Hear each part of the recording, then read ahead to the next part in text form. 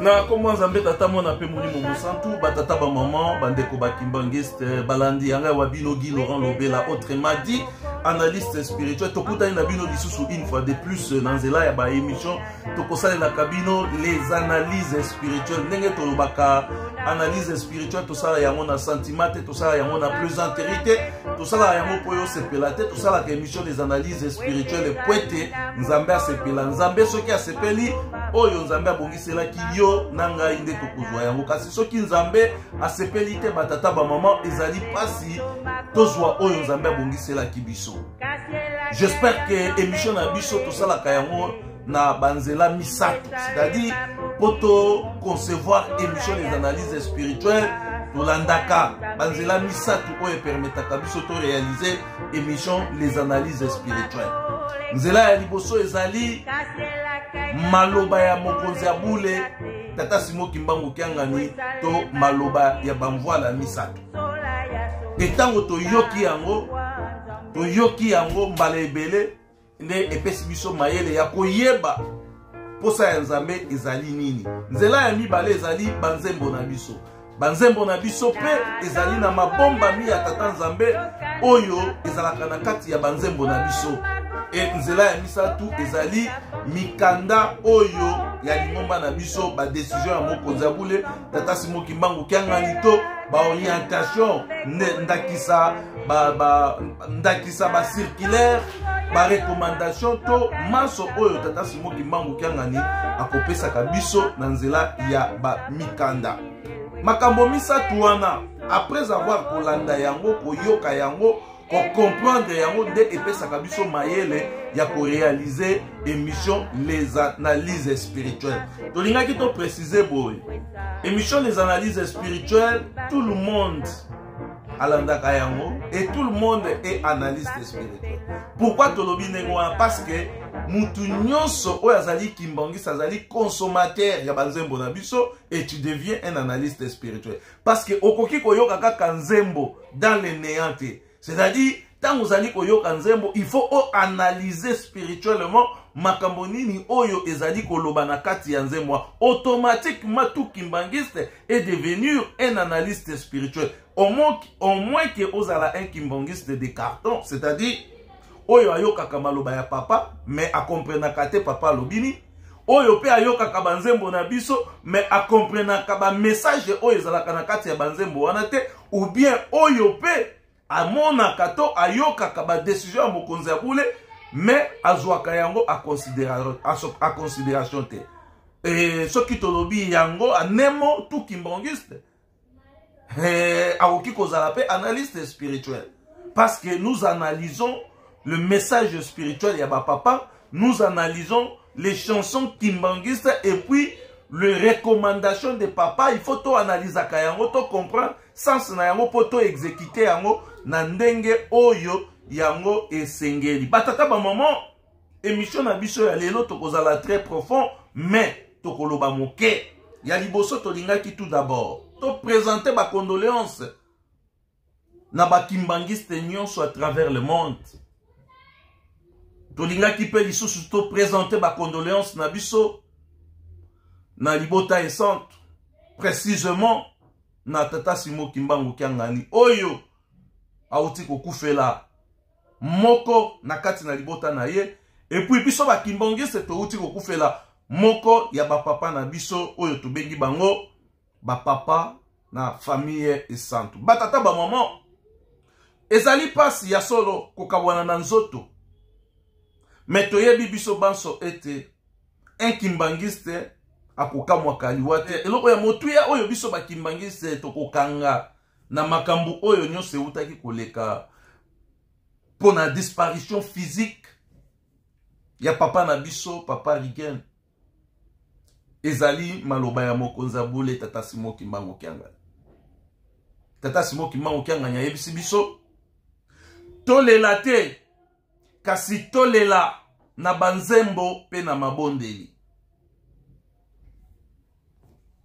Tolela na banzembo pe na mabondeli. Ezali message moko très très important.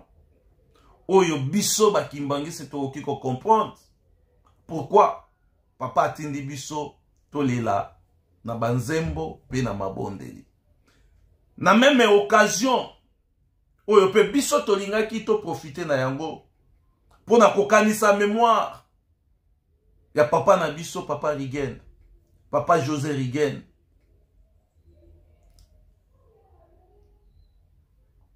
Tolingaki tolela muke na banzembo ndenge papa Simon Kimbangu kiangani asengaki na biso juste na cadre ya émission les analyses spirituelles na mémoire ya papa na biso conseiller direct ya mokonzi ya Bule papa José Rigen oyo autaki kotika biso depuis samedi oyo eutaki koleka.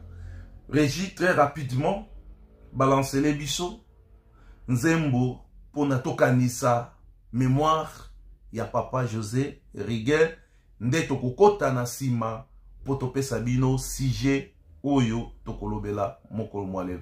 Régie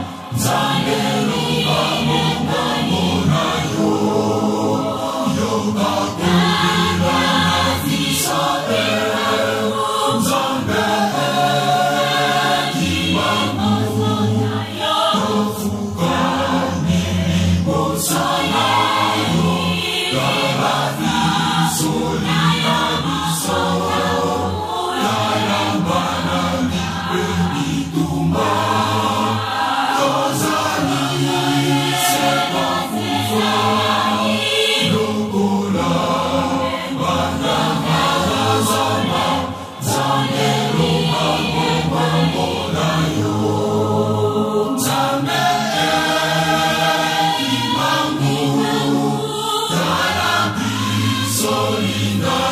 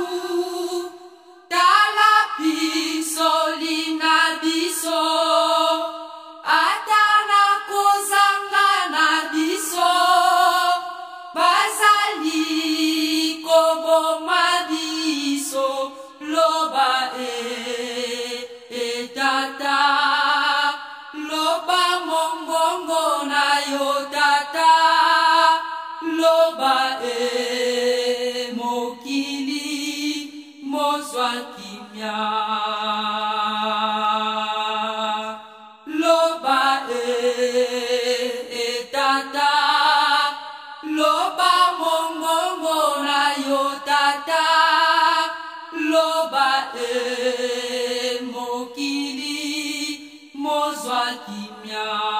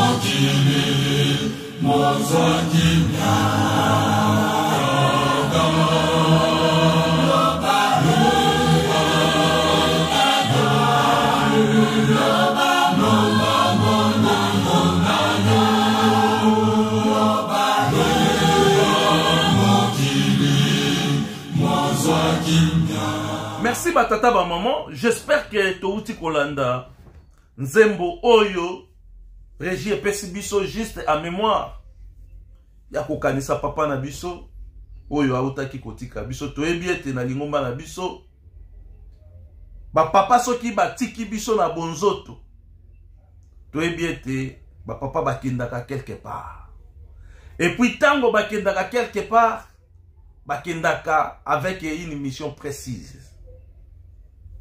Papa Diangenda ayebisaki biso nzoto oyo mwaye tokata likambo oyo ezali te. C'est-à-dire soki totiki nzoto oyo te likambo oyo ekokatana te. Yango omoni papa Ligenepe a décidé alata nzoto mususu po ete bitumba oyo tozali na yango na kati ya lingomba, bitumba oyo tozali na yango na kati na mokili, bitumba oyo tozali na yango na kati na mabota na biso po ete tokota na phase mususu ya réussite parce que bilaka ba papa balakaki ezali pembeni. Ba papa balakaki biso ezali déjà pembeni. Titre ya émission na biso to sujet ya émission na biso mokumu lelo ezali les anti-valeurs au sein de l'église kimbongiste. Batata ba maman makambu oyo tozali kolobela ya les anti-valeurs tokoki kotika yango te soki biso ba kimbangiste to changer te, soki pe biso ba kimbangiste to comprendre les vraies idéologies oyo papa Simon Kimbangu ayaki kosala na mokili te, soki to comprendre les vraies idéologies ya mission ya papa Simon Kimbangu te, biso pe etake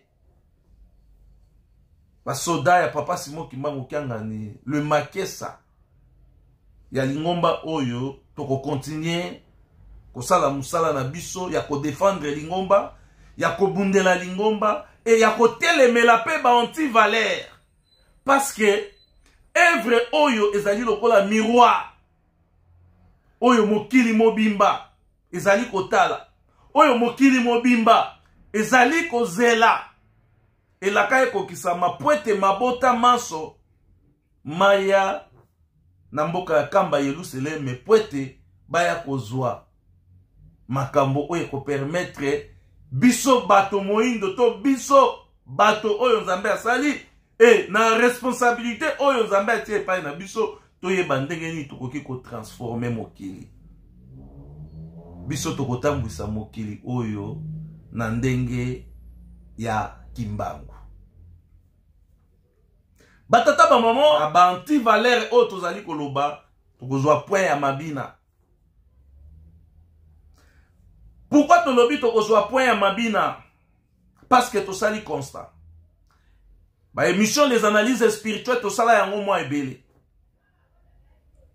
Première fois tosala émission les analyses spirituelles oh tolobela les anti-valeurs à propos ya mabina to publiaka ba vidéo ya batu.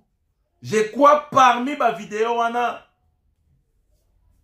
bandeko na biso ya 26 ba se retrouvera pe na kati ya ba vidéo mususu. Plus précisément papa Paul le père azalaka na kati ya ba vidéo mususu. Et après wana toye lisusu kosala ba vidéo mususu. Et toye pe koyoka ke parmi ba vidéo tosalaki juste pour na ko défendre ba valeur na biso, ko défendre, c'est-à-dire tango tozali kosala vidéo tozali ko fingate. Batata ba maman tozali ko fingate kasi tozali ko lakisa. Et pas ya yona ngai tata maman kimbongiste. Nini oyo ba papa balakisa kibiso, nini oyo ba papa bateya kibiso. Alors, état que enseignant, état que monté, il arrive des fois, tu utilises la vidéo comme exemple par rapport à matière oyo tozali kotia.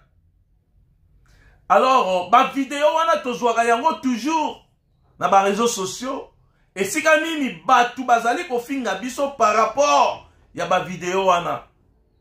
Tango tozali kozwa yango na ba réseaux sociaux tozali komona ndenge nini ba commentaire ya ba injure ezali kolandema na se ya ba video wana. Et puis soki otali ba injure wana, majorité ya ba injure baloba kaka ba kimbangiste bazali kobina. Ba kimbangiste bazali kobina. Alors biso lokola tozalaka ba défenseur ya idéologie ya Papa Simon Kimbangu.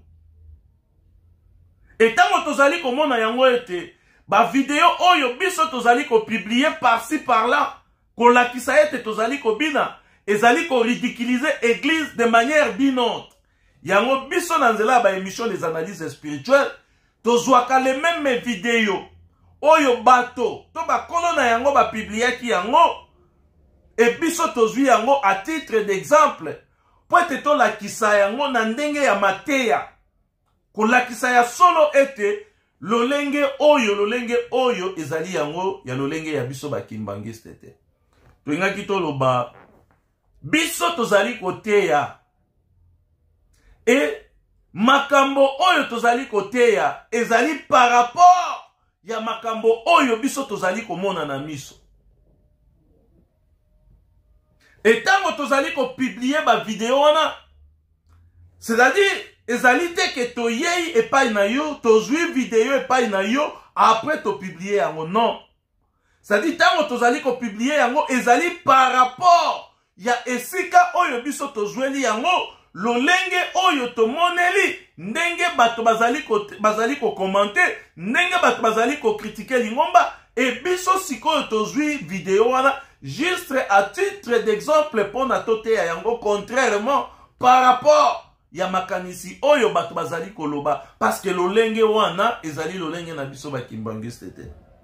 Tozwaki ba vidéo ebele, to publia ba vidéo ebele oyo tokoki kolobela yango te, mais ce qui est vrai, nous avons reçu des menaces de part et d'autre, juste pour na koloba ete ndenge nini o publier vidéo, ndenge nini o sali boy. Mais tolinga ki toloba boy, ba vidéo na biso pe tozali koteya, oyo tozali ko publier batata ba maman. J'espère que baye basalaka makambo wana, soki toteyi bango na ndenge wana te, ezali pasi po batika makambo oyo bazali kosala na kati na lingomba. Soki toteyi bango na ndenge wana te, ezali pasi po na batika makambo oyo bazali kosala na lingomba. Biso tozali ya kosepela parce que tango tozali koteya défilé ezali mabina te, en montrant ba différentes sortes ya ba défilé ya kolakisa pe lolenge nini biso bakimbangise tokoki ko défilé ndenge ba papa bateya ki biso, batata ba maman.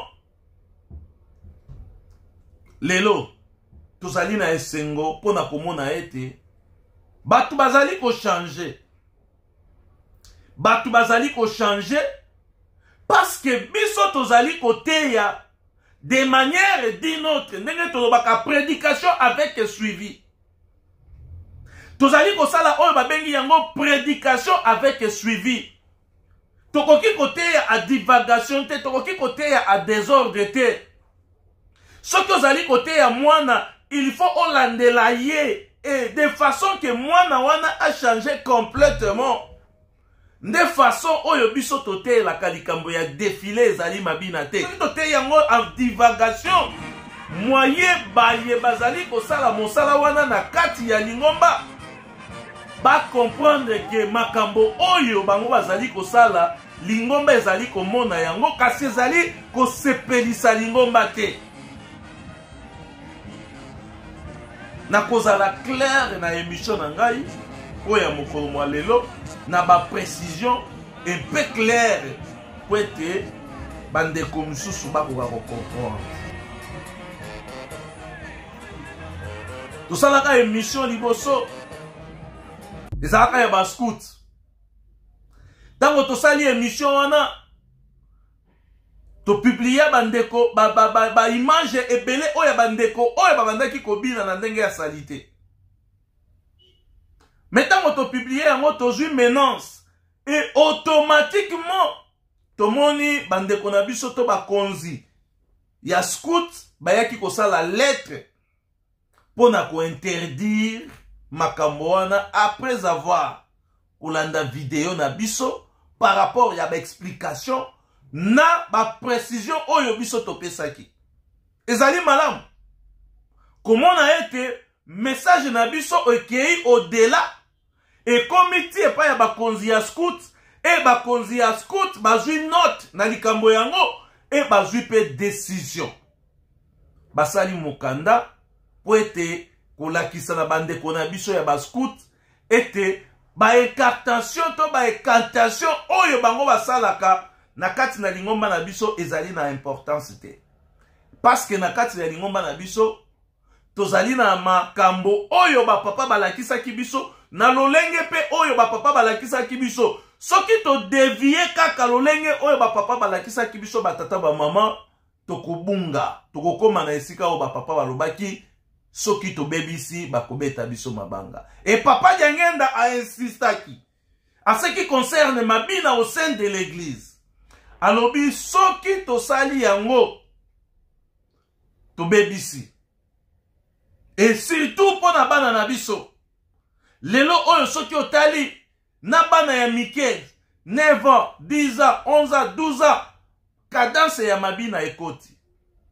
Tango to salaka yango bandeko na biso ya scout basali lettre et lettre wana pe eza na possession na biso oyo moyen to exhiber pe yango awa ezali te. Mais c'est que nous reconnaissons, nous avons une lettre ya bandeko na biso ya scout na niveau ya likolo pona ko interdire ba marche ya ba scout na ndenge ya mabina.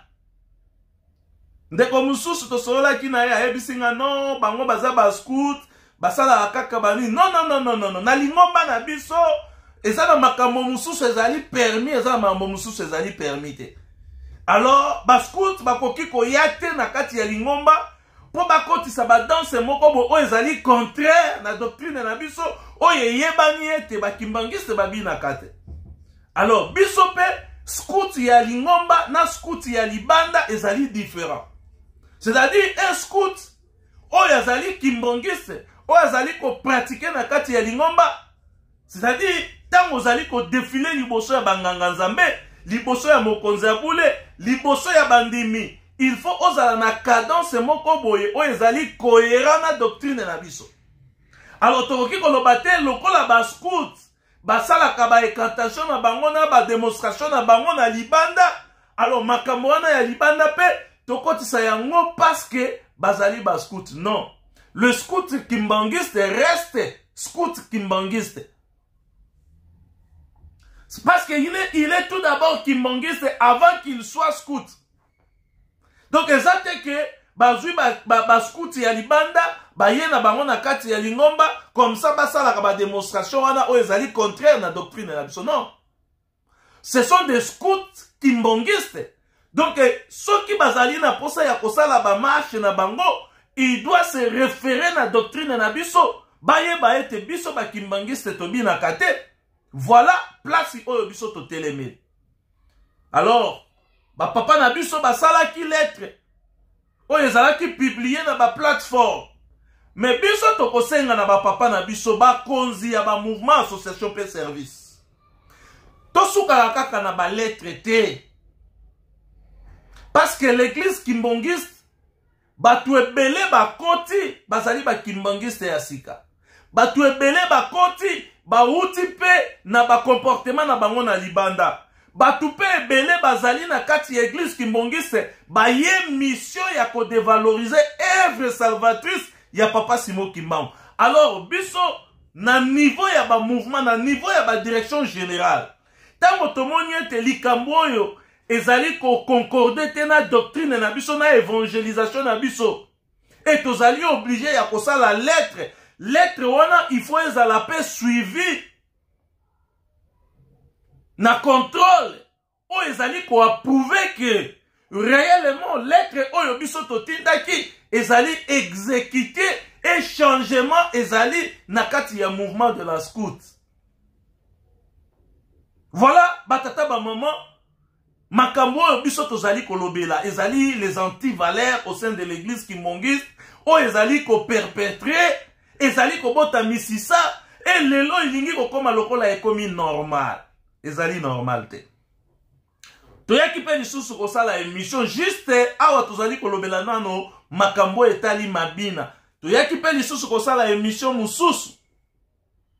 Na émission mususu tosalaki tolobelaki beaucoup plus bandeko na biso ya ba flûtiste. Na bandeko na biso ya ba musicien. Mingi bafunda biso ti lelo bato bazali kofunda biso na makambo oyo tolobaka ya défilé ezali mabina te. Me banzembo ezali koloba ba mateya pe ezali kosalema ba maloba ya ba papa pe ezali koyembama. Bandeko na biso ya ba flûtiste bakotisaki ba rythme moko boye na kati ya mouvement na kati ya groupe ya fliki. Toloba yango tokotikala pe kokanga monoko te tokobanda kaka koloba yango pona kodénoncer ba anti-valeur au sein de l'église kimbangiste parce que ezali na comportement na biso ba kimbangiste te ezali pe na doctrine na biso kimbangiste te ete tosalaka makambo wana. Mingi bafundaki biso epa ya bakonzi na biso ya fliki. Voilà papa oyo azali kobebisa réputation ya fliki. Non. C'est-à-dire biso bayeto uti libanda tokoti na fliki. Tozali koya kobina na kati ya fliki. Tozali kobebisa réputation ya fliki te. Kaka biso bayeto zali kote ya ete lolenge oyo avec titre comme exemple ya kolakisa makambo oyo bino bozali kosala nde biso tozali kobebisa réputation ya fliki. Tokotika pe kosala yango te parce que toyebi ete mission ya bato wana ezali pona ko dévaloriser œuvre salvatrice ya papa Simon Kimbangu. Yango tolobi tango tosalaki message wana ekomaki pepe epa bandeko na biso bakonzi na biso ya fliki parce que moi je suis un flûtiste et tozwaki ba message pe ya par-ci par-là pona kolakisa ete non batata ba maman bokoki kosala boete okoki kotia boete okoki kotia boete. Biso tozali kosala o tobengi yango prédication avec suivi. Tozali ba noir ayokaka noki te. Noir ayokaka noki te. Noir po ayoka il faut amona ke makambo moko ekomi ko ridiculiser na ye personnalité na ye nde akoyoka. Tozali ba noir, nous sommes en train de veiller na doctrine na biso ko veiller pe na likambo ya tata Simon Kimbangu. Parce que lorsque batu wana bazali kokota na lingomba, bazali kosala makambo wana kaka na église. Parce que bayebi ke tango bakosala yango na église, bakofilme bango na église, bango moko batu wana bakozwa le même makambo wana bakopublier yango po église ezala ridiculiser. D'où nous sommes obligés ya kokende vers batu wana de manière tic-tac pour ba comprendre ete makambo oyo bazali kosala non seulement pour na ko ridiculiser église et bango moko pe ekoki ko ridiculiser bango parce que bazali na kati ya communauté na biso communauté kimbangiste oyo yebani yango ete kimbangiste abina kate otali batata ba raison majeure oyo ezali ko permettre biso to sala oyo to bengi yango prédication avec suivi. Donc les analyses spirituelles en soi tozali ko veiller na ba doctrine na biso, tozali ko veiller na mikanda na biso, tozali ko veiller na makambo o banzembo ete ya kabiso, tozali pe ko veiller na maloba ya ba papa exécution nango de façon que lingomba ezwa ela ya malamu. Tango tolobela ki bandeko na biso ya Afriki, bandeko na biso ya Afriki pe mingi babenga ki biso na ndenge ya kulisi pona koyebisa biso non moni boy batu pe ebele babenga ki biso. To yaki pe lisusu kolobela yango epai ya bandeko na biso ya bandeko na biso ya Koreki. E bandeko na biso ya Koreki tango tolobi yango wana vraiment batata ba mama tozwaki pe lettre, tozwaki pe ba message, basali biso ba capture pona ko lancer papa oyo azali boy e na kati ya lingoma na biso batata ba mama toyebi ete papa Simon Kimbangu azali kotelemela makambo ya mibeko. Ba papa bayebisaki biso lingomba oyo makambo misatu kaka. Bolingo, mibeko pe misala. C'est-à-dire na mibeko soki to bebisi. Toyeba ete l'église kimbangiste en soi ezali résider na makambo misatu wana. Et simbami na makambo misatu wana. Alors soki to kotisi légèreté na oyo etali mibeko. Soki to kotisi légèreté na oyo etali bolingo, soki tokotisi légèreté na oyo etali misala, parfois tokozala lisusu église ekimbangiste te. Raison pour laquelle biso tozali ko veiller sur les antivaleurs. Makambu oyo bato bazali kosala na kati ya Lingomba. Tolobelaki bandeko na biso ya oyo tobengi bango bandeko na biso ya Koreki. Tango tosalaka ba émission, tozwaka ba vidéo na ba réseaux sociaux esika oyo ba vidéo wana ezali kosala rage.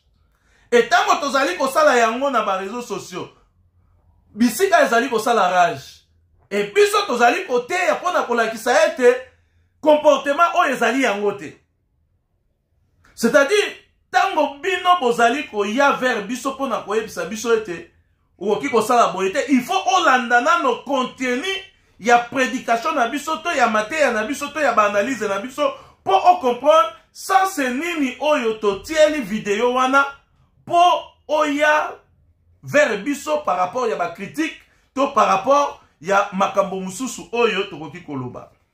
Bandeko na biso ya Koreki pe bazwaki message na biso et komaki tie pa ya numéro 1 ya Koreki oyo tozali kopesa mbote a pasa pona koloba ete ba vidéo oyo tiaki wana, oui bien sûr bazali ko reconnaître que bandeko ya Koreki babebisaki mwa moke par rapport ya idéologie oyo ba papa batikaki ba Koreki bapesi pe na kati ya mokanda parce que bango pe bakomaki mokanda. Bakomi mokanda, bapesi ba précision, ndenge nini esengeli na biso bana ya Koreki to se comporter. Mais basali biso reproche ya koyebisa biso ete ba vidéo oyo totiaki na kati ya émission oyo tosalaki ezalaki ba vidéo ya bana ya Koreki na biso ya 3 égale 1 te, ezalaki ba vidéo ya bato ya 26. Merci pour na remarque wana ya kosala biso. Mais ce qui est important, même bandeko ya 26, il faut bayeba ete likambo oyo ya tata Simon Kimbangu, ezala ya Bokabwani, ezala ya Mabina, ezala makambo oyo bango bazo osala, ba papa bazo sepela na yango te. Nzoka na musala oyo biso tozali kosala, tozali na posa to sepelisa ba papa, c'est-à-dire mateya na biso ekoki kokende au-delà même ya ekoki kokende même au-delà et pas ya bandeko oyo bazali na 26 pour ete ba comprendre ete malgré bakenda 26 mais il faut ba bongisa comportement na bango ya koloba ete tango tozali ko défiler il faut tobina tolati ba uniforme tango batu bazali komona bango batu bakoyeba tete wala bazali batu ya 26 tango batu bazali komona bango batu bakoloba kaka ke bakimbangise bazali kobina yango moni tango tozali kosala ba émission tozali koteya mutu nyonso. Tozali koteya mutu nyonso. Merci na remarque oyo papa na biso dirigeant responsable DG ya Koreki asalaki epai na biso tozwi note na yango. Mais tolobi pe lisusu merci na mukanda oyo bosalaki pona ko reconnaître que na kati ya Koreki ba dérapage ezali. Ba disposition pratique nini tozwi pona kosala suivi ya mukanda oyo topesaki. Ndenge tozali koloba. Tozali batu mwindo. Avant tozala bakimbangise tozali ba noir. Noir ayoka kaka boete. Même ata ba décision, ba mikanda, ba nini ndenge tokomaka. Soki tosali suivi na yango te ezali très difficile. Makambu ya mabina oyo esila na kati ya Lingomba. Soki tosali suivi na yango te ezali très difficile. Parce que lokola déjà ekoti. Et batu misusu okoki koteya lelo lobi soki leki lobi wana kuna babosani bakosala yango. Alors banganga nzambe bazali obligé ya koveiller na ba paroisse na bango de façon que comportement oyo ya mabina ezalaka lisusu te na kati na Lingomba na biso. Et ba chef de mouvement association pe service bazali obligé ya koveiller à ce que comportement oyo ya mabina ezalaka lisusu te na kati na Lingomba na biso. Biso bakimbangise tozali batu ya discipline. Tozali makambo na biso nyonso tosalaka yango na kati ya discipline. Totala tango honneur ya mokonzi abulele kaka. Totala tango communion eyemba salemaka. Totala tango baptême salemaka. Totala tango ba chorale eyembaka. Totala tango même ata défilé biso nde tolingi tokomisa défilé lokola eloko moko boye neti boza na concert moko boye ou bien boza ko se retrouver non. Tozali ko défiler devant mokonzi ya boule, c'est-à-dire harmonie spirituelle il faut ezala kati na biso. Même esengo na biso il faut to contrôler yango parce que biso bakimbangi c'est soki tozali ko contrôler esengo na biso te. Toko mema lingomba oyo na nzela moko ya mabe, toko mema doctrine na biso na nzela et puis toyeba yango ete ba papa balobaki soit bakobeta biso mabanga soit tokolo. Alors toko koma na niveau moko boye bakobeta biso mabanga biso tozali ko sala effort. Tolakisa ndenge nini tokoki ko sala po makambu oyo ezala te na kati ya lingomba parce que babeta biso mabanga te. Soki tozali ko sala yango ezali po ete biso na part na biso tobeta mabanga te. Tokotiela bino mate eutaki koleka na mboka ya Nkamba bazali kolobela kaka makambo wana régi très rapidement tiela biso mate ya wana tolanda yango ensemble. Na tila na mabunga nyonso ezali masumu na kopesa bino ndakisa. Na 2012 tobanda promotion na biso ya école biblique le 11 septembre toyaki kosukisa le 29 décembre. Na kati na bateli oyo tozalaki moko kati na biso mokolo ya remise de brevet ndenge papa alobaka na biso ebandeli ezali na tina te kasi nzambe atalela na biso na so. Nasalaki ya refilage triko na ye ya pembe na lois na ye ya pembe. Tango babengi kombo na ye alingisaki loketo mwa mokeba oyo bazalaki na Nkamba tango wana tango mosusu bakobanisa alobi bateli oyo tolongi na biso kasi nakoningisa kaka loketi oyo aningisaki tomonaki fazi ya tata Molimo Santo echange atali na kilongo monga molai mobima na biso na bafoto souvenir ndenge tokanga bato bakomi kotuna likambo nini esalemi kino bato bokote me tolali lobi mokolo mwayenga le 30 na 18h moto abela na ye te toyoka kaka libanda po tozalaki ntango wana oyo ekomi terrain ya baswaki ezalaki nde terrain ya bato ya kimbe oyo papa apesa bango motei ya kweli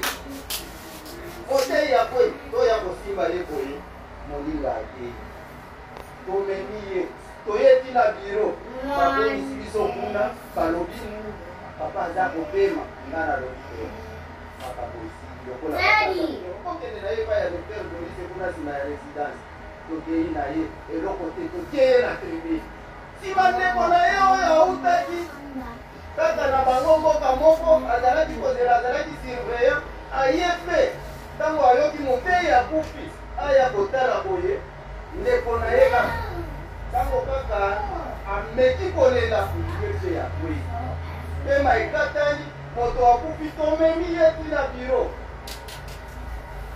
ntango tokomi na biro balobi bateli oyo kotumisa papa asiki kopesa bino na drape ya moto likambo nini lisusu kote ye mpe na katapa biso tolobi oyo mosusu nakotiki biso na résidence papa atuni ngai bautaki wapi nga nalobi papa na ideko bazalaka baluka ningesa amo basali nini papa nayebi te tata Molimo Santo oyo tofandi na ye nzambe biso batemoin na ye papa alobi tobondela mabondeli ya papa na kombo ya tata mwana pa tata Molimo Santo tata sirveya yo zonga yo kokende kuna te yo moto kokende kopesa sango na mboka ndenge makambo eleki na Nkamba ndeko na yo batata bayambi ye na nzoto mpe na molimo zonga koyokisa biso soni te na kombo ya tata mwana mpe tata Molimo wana tokoloka libonde aza kokokana bato oyo aza komona esika aza kokende moto yango mpe azonga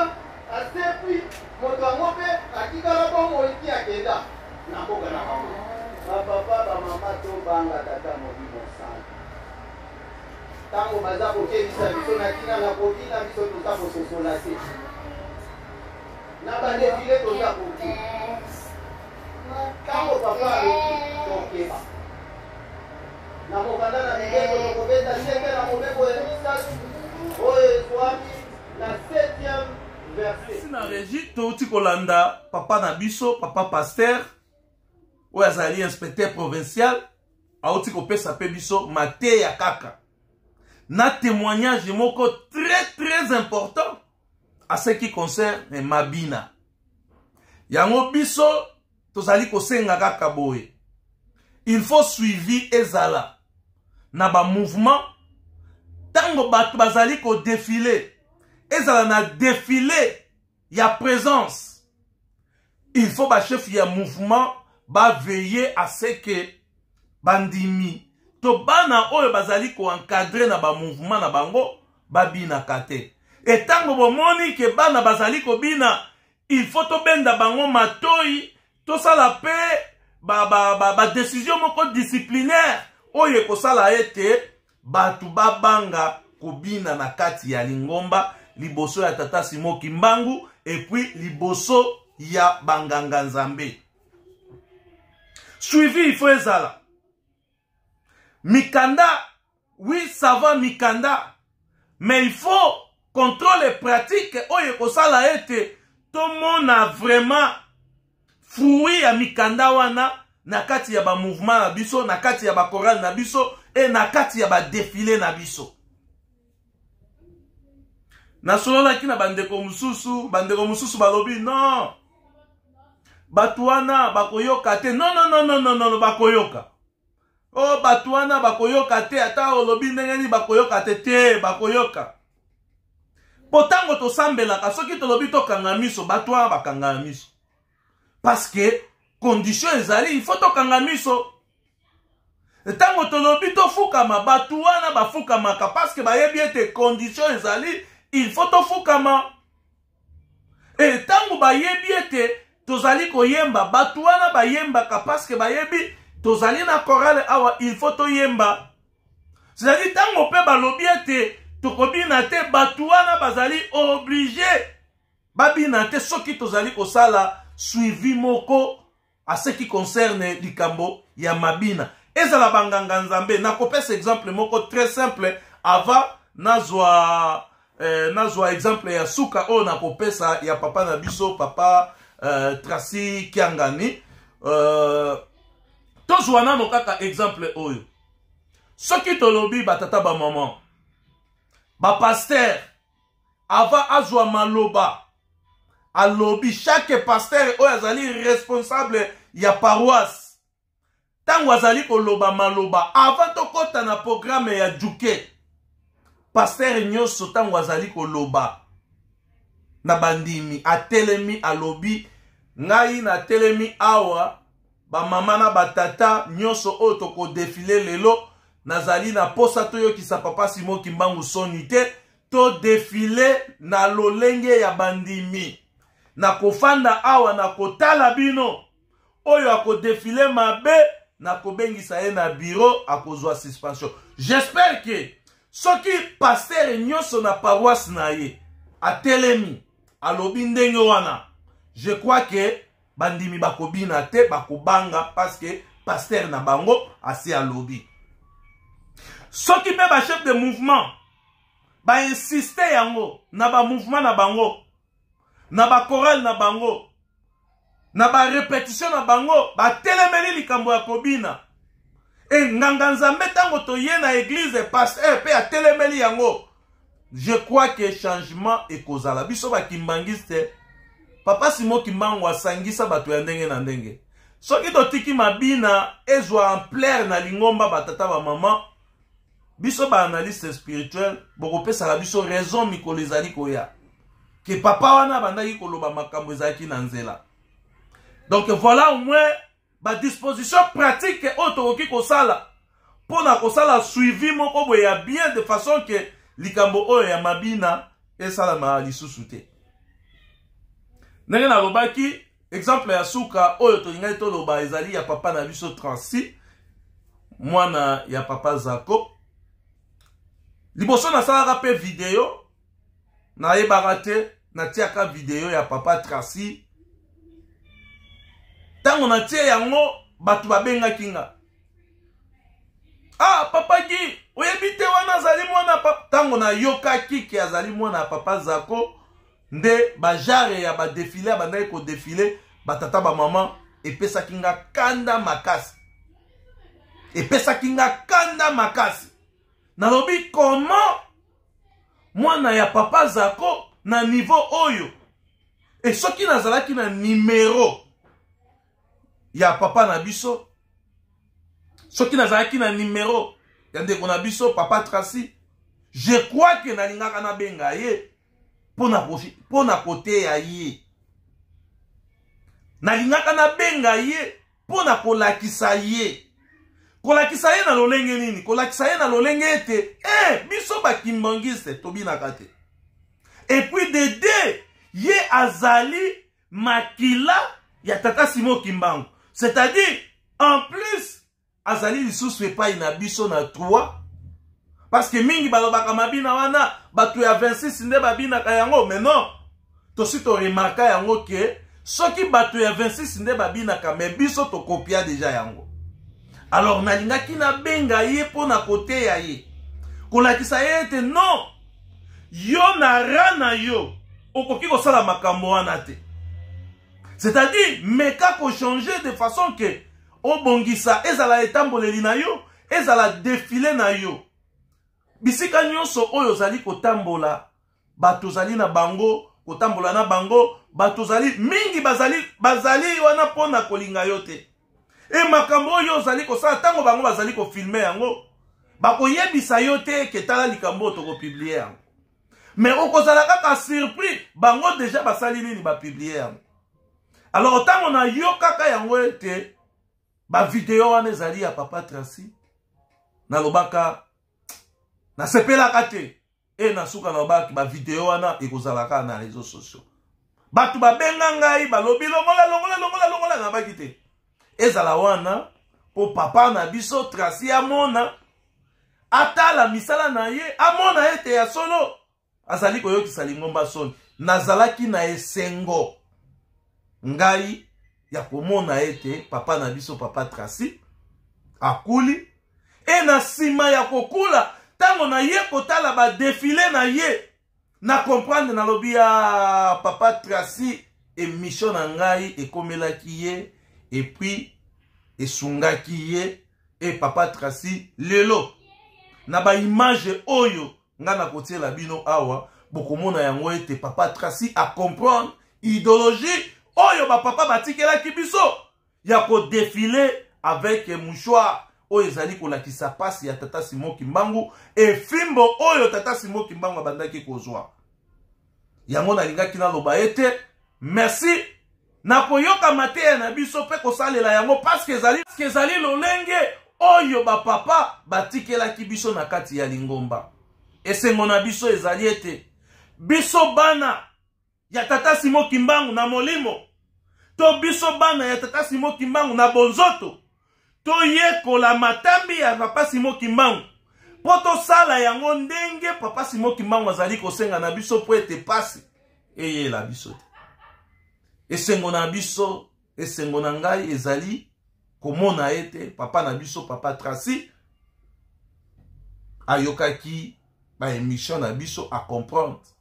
Parce que rana yo esika oyo yo zali etake makila ya tata Simon Kimbangu, ozali na droit na erreur te, ozali pe na droit ya kozala manipulé te, ozali pe na droit ya batu oyo bazali banon kimbangiste tout autour na yo bamema yo na banzela ya mabe te. Parce que lelo lobby to lobby wana kuna ba responsabilité ya makambo mususu na kati na lingomba ekozongela bino selon mikanda na biso. Yango posa na biso ezali to te ya kaka, posa na biso ezali te ete to swana na bino, to bunda na bino, to bunda na baeba binaka, to bunda na baeba kosalaka makambo oyo tozali kobenga yango les anti-valeurs au sein de l'église. Kasi posa na biso ezali to te ya bino de manière d'une autre. Poete bo yoka, soki boko bongwana, bobongwana. Soki boko yoka pe mateya na biso, ata après une année, 2 ans, tango changement ekokota ekozala esengo po na biso. Voilà batata ba maman émission na biso ya mokomo lelo tolobaki tokomema yango mulai te parce que toluti kozala na pasi ya kobungisa moko na kati ya libota esango oyo tobengaki to tobengi na kombo ya papa Rigel ekimbangiste nyonso esika azali na pasi na motema mais mokonzi ya bule tata Simon Kimbangu Kiangani ayebisi na biso ete tolela na mabondeli tolela mpe na banzembo tolanda lisusu nzembo oyo ya suka en mémoire toujours ya disparition physique ya papa na biso papa Joseph Rigel oyo autaki kotika biso depuis samedi passé oyo lelo oki koloba ezali lokola 4e jour depuis papa na biso atikaki biso et nzoto na ye déjà ici etiamaki ose ya mabele na mboka ya Nkamba Nouvelle Jérusalem. Régie très rapidement en mémoire ya papa na biso papa Rigel nde tosilisa na nzembo oyo ndenge Régie abongiseli biso. Merci.